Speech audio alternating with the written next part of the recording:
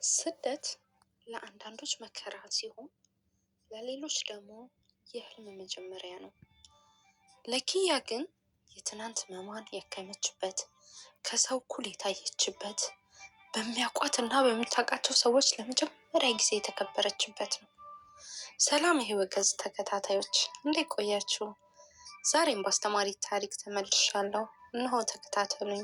ቤተሰብ እንሁን። ሰብስክራይብ፣ ኮሜንት ይደረግ። እኔም እየገባው መልሳለሁ።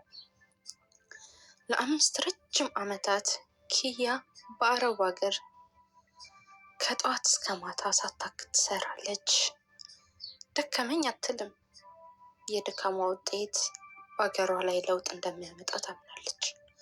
የምታገኘው እያንዳንዱን ሽርፍራፊ ሳንቲም ወደ ሀገር ቤት ነው የምትልከው። አቤት ስትልክ ያላት ደስታ! ምክንያቱም ትናንትናዋ ላይ ያጣችው እያንዳንዱን ቀን ነገ በስኬት እንደምትወጣው ታምን ነበረ። ይህን ለማሳካት ቆርጣ ተነስታለች። አገር ቤት የልቧን ጉዝ የ6 ዓመት ፍቅረኛዋ እዚህ ለመምጣት ምክንያት ተስፋዋ አጋሯ ለሆነው ለናሆም የገባችለት ቃል ነበራት። ነጋችንን እንደምታሳምረው፣ የራሳቸውን ስራ እንደሚጀምሩ፣ እሷም ታዲያ በቃሏ መሰረት ሙሉ ደሞዟን ያለማቋረጥ ትልካለች። እሱም ታዲያ የምትልከውን ገንዘብ አጠራቅሞ አዲስ አበባ ላይ ጥሩ የሚባል የሴቶች ፀጉር ቤት ከፈተ።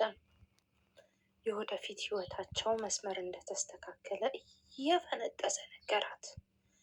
ኪያ በየቀኑ በጉጉት የምጠብቀው አንድ ነገር ቢኖር ከናሆም የሚመጣውን ስልክ ጠርቶ ነበር። በስልኩ መስመር ማዶ ናሆም የሚሰጣት ፍቅር ቃላት፣ የኔ ንግስት አንቺ ብቻ ተመለሽ፣ እዚህ ሁሉም ነገር ተስተካክሎ አንቺ ብቻ ነሽ የጎደልሽው ይላታል።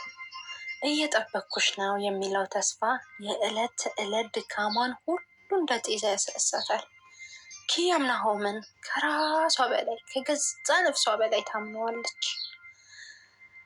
የ5 ዓመቱ የእንግልት ዘመን በኪያ ተስፋ መስጠት፣ በእሷ ጥንካሬ መቼም የማያልቅ ነገር የለምና ኮንትራቷ ጨረሰች። የ5 ዓመት ኮንትራቷ ሲያልቅ አንድ ነገር አሰበች። ሰርፕራይዝ ልታደርገው። ኪያ ለናሆም በድንቅ ሰርፕራይዝ ልታደርገው አሰበች። ናሆምን ሲያይ ምን ይል ይሆን እያለች በደስታ እንባ እየተናነቃ ሻንጣዋን አዘጋጀች። ከአሰሪዎቿም ጋር በፍቅር ተሰናብታ ያ ሁሉ የምታልመውን ህይወት እንደ ፍቅረኛዋ ናፍቆት እያበረራት ወደ አዲስ አበባ አውሮፕላን ማለፊያ ላይ አመራች። የኪያ ህልም የምድርን ዋጋ የምታገኝበት፣ ከተማውን በናፍቆት እየራደች ወደ ራይድ ተሳፍራ ወደ ናሆም ሳሎን አመራች። ለእሷ ልቧ በፍጥነት ይመታል። ሲያያት እንዴት እንደሚደሰት እያሰበች መንገዱ ራቀባት። ከዚህ በፊት አድራሻውን በቪዲዮ አይታው ስለምታውቅ ቦታው ግራ አላጋባትም ነበር። ከመኪናዋ መስክና ወርዳ የከሳ ባሏን ሳሎን በር ቀስ ብላ ከፈተችው። ናሆም ኪያዬ ብሎ እቅፍ የሚያደርግበት ቅጽበት በጉጉት እየጠበቀች ነበር። ነገር ግን ሳሎን ውስጥ ስትገባ ያየችው ነገር መላ አካሏን፣ ህሊናዋን እና ህልሟን በአንድ ጀንበር አደነዘዘው። ናሆም በሳሎኑ ውድ ተከታታዮቼ ይሄ እውነተኛ ታሪክ ነው። በውስጥ መስመር የተጻፈልኝ ነው። መጨረሻውን ማወቅ ከፈለጋችሁ በኮሜንት አሳውቁኝ። አደራ ሰብስክራይብ ማድረግ እንዳይረሳ። አብራችሁን ስለሆናችሁ አመሰግናለሁ።